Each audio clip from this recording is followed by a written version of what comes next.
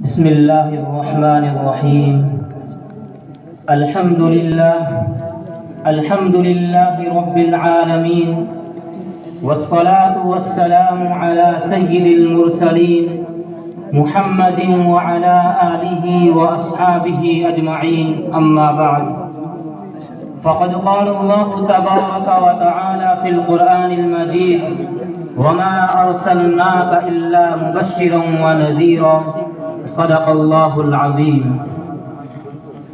آئے دنیا میں بہت پاک و مکرم بن کر، آئے دنیا میں بہت پاک و مکرم بن کر، آیا نہ کوئی مگر رحمت عالم بن کر.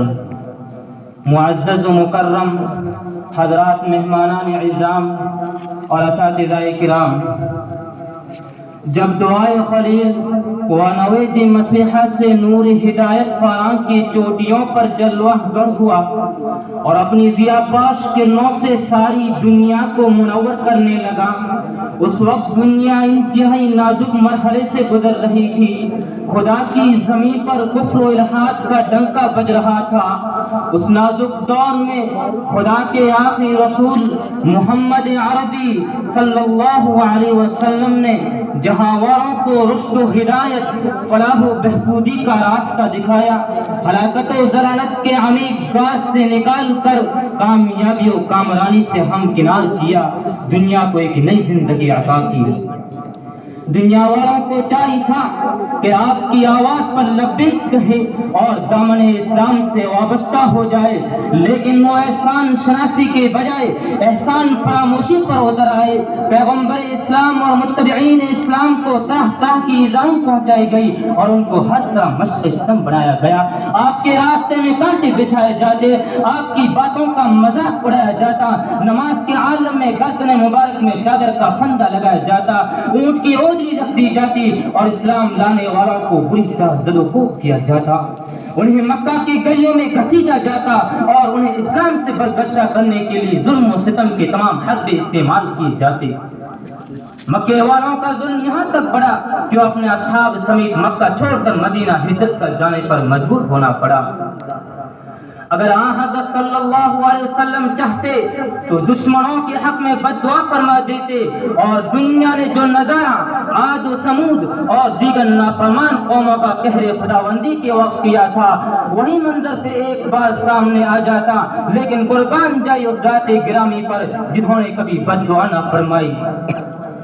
طائف کا میدان ہے، طائف کا بازار ہے، طائف کی گلیاں ہیں، چاروں طرف سے اوباش لڑکے رسول خدا پر پتھر برسا رہے ہیں. جسم زخموں سے چور چور ہو چکا ہے، پورا بدن لہو لہان ہے. وجہ صرف اتنی تھی کہ آپ نے دنیا میں گم کردہ انسانوں کو خدا کی طرف بلایا تھا، دنیا میں بھٹکتے انسان کو خدا کی طرف بلایا تھا.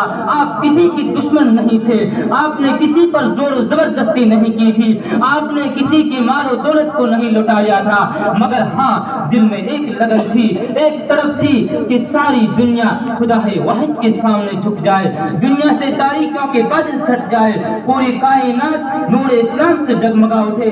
لیکن وہ بدبخت جو ہلاکت و ضلالت کے گہرے گال میں پڑے ہوئے تھے، وہ اس آواز کو سن نہ سکے، اس دعوت کو برداشت نہ کر سکے.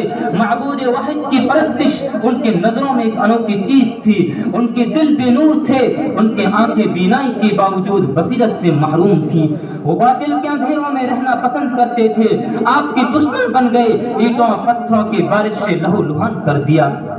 اسی دوران پہاڑوں کا فرشتہ حاضر ہوتا ہے اور عرض کرتا ہے: اے اللہ کے رسول، اے اللہ کے پیغمبر، اے اللہ کے حبیب، اگر آپ اجازت مرحمت فرمائے تو میں ان دونوں پہاڑوں کو آپس میں ٹکرا دوں اور یہ نافرمان قوم درمیان میں پس کر رہ جائے.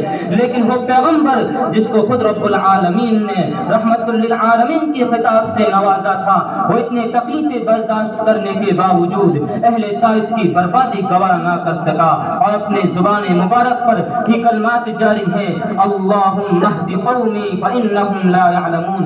اے اللہ میری قوم کو ہدایت دے، یہ مجھے جانتی نہیں ہے.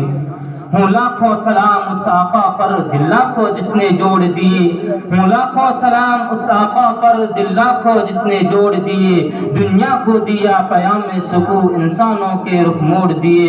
اس محسن اعظم نے الیاس کیا کیا نہ دیا ہے عالم کو، اس محسن اعظم نے الیاس کیا کیا نہ دیا ہے عالم کو، دستور دیا منشور دیا، کئی راہیں دی کئی موڑ دیے، وما علینا